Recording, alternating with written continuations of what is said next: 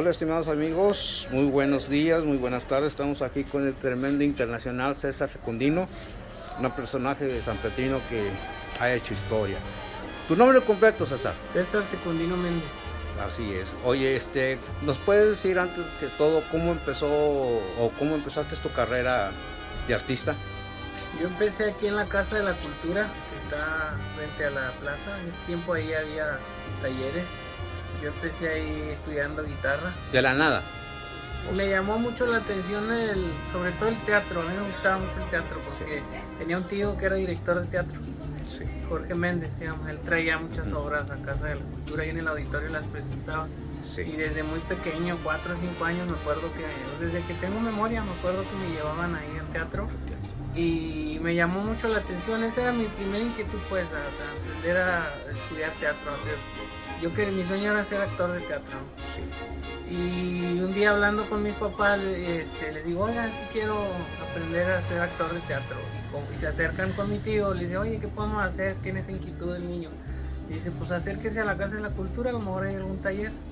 Y llegamos y a nuestra sorpresa el único taller que había era guitarra, piano y manualidades. Y entonces en ese tiempo yo dije, bueno, pues me quedo en el taller de guitarra.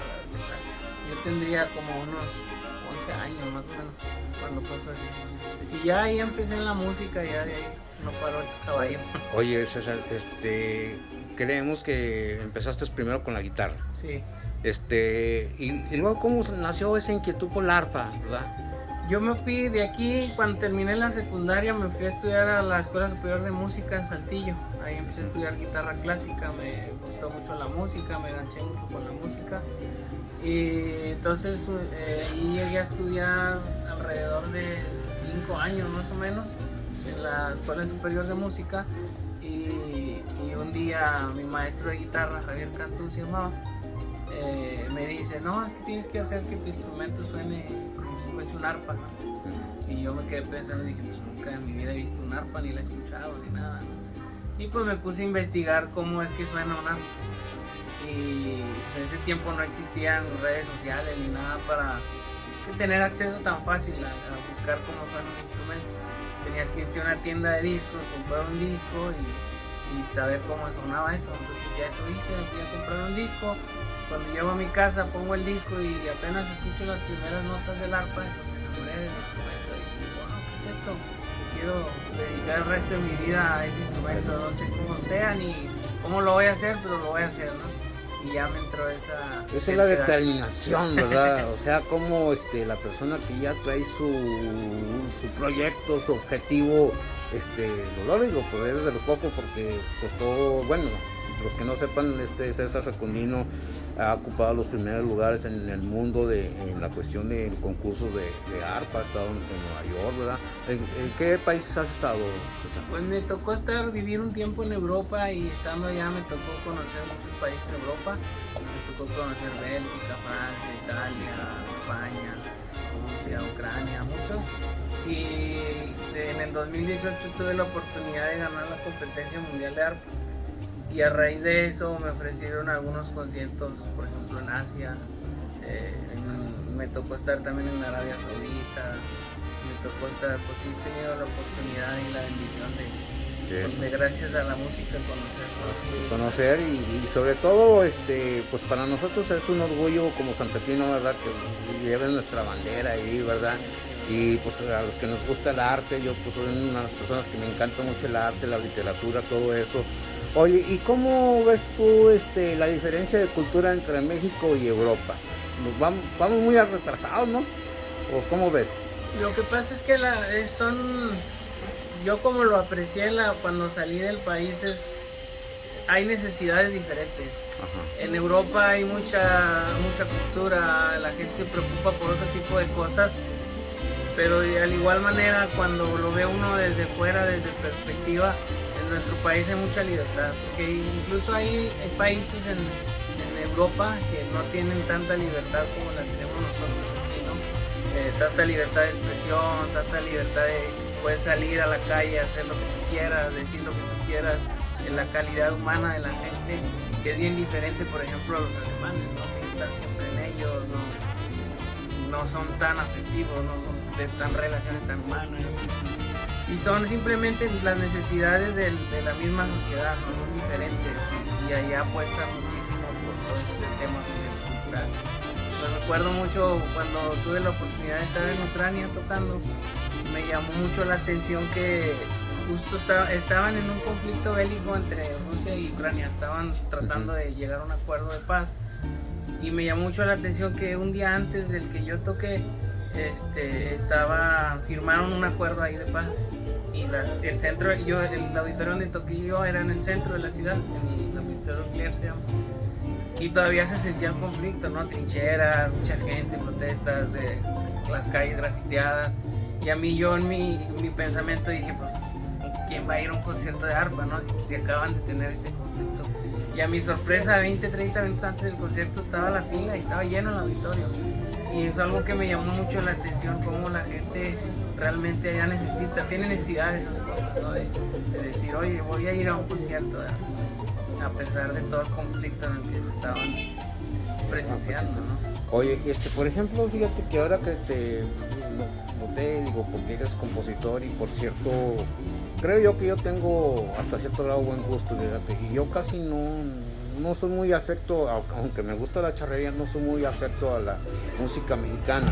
Pero es cierto que te escuché con el mariachi y todo eso, la composición se me hizo magnífico y por lo tanto te felicito, fíjate. Lamentablemente no sé, pues no sé por qué a veces hay gente que no sabe apreciar y sobre todo la manera, cuando en este caso tú estás rompiendo los géneros, ¿verdad? Sí. O sea, porque yo no había escuchado, o si hay otras personas que escriben parecido a lo tuyo. Lo que pasa es que ahí es una innovación que se está haciendo. Todo esto surgió a raíz de... Yo terminé un doctorado en febrero, un doctorado en composición, en música, y parte de mi tesis fue esa, como buscar otras posibilidades de cómo el mariachi pudiera ser explotado, no solo utilizado en... El trasfondo del proyecto es que el mariachi lo tenemos muy devaluado porque se visualiza mucho en las cantinas, en las serenatas, en la borrachera, pero un mariachi es un ensamble tan rico que puede ser, musicalmente hablando, puede estar en un escenario como un teatro, como presenciamos aquí hace unos días en el Auditorio San Pedro, y es un proyecto que estamos moviendo ahorita y que, como mencionas, estamos buscando otras posibilidades de explorar la música mexicana. Sí, pero yo te felicito porque exactamente eso es un nuevo estilo, se puede decir, un nuevo estilo que yo no había escuchado y me gustó. Me estaba diciendo tu papá que era parte de jazz, pero bueno, a mí no me pareció jazz, a mí se me hizo más mexicanote que la cuestión maya que estabas representando ahí.